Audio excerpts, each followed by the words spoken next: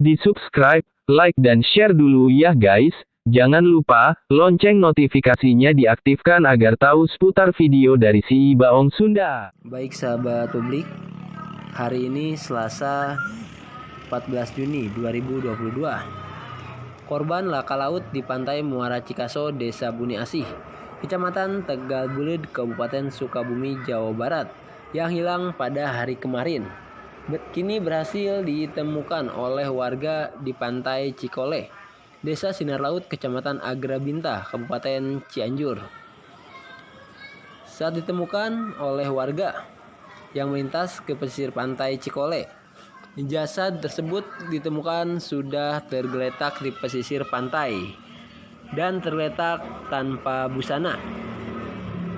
Korban tersebut ditemukan sekira pukul 10.00 waktu Indonesia Barat. Dari Tegal Buleud kami mengabarkan untuk publik.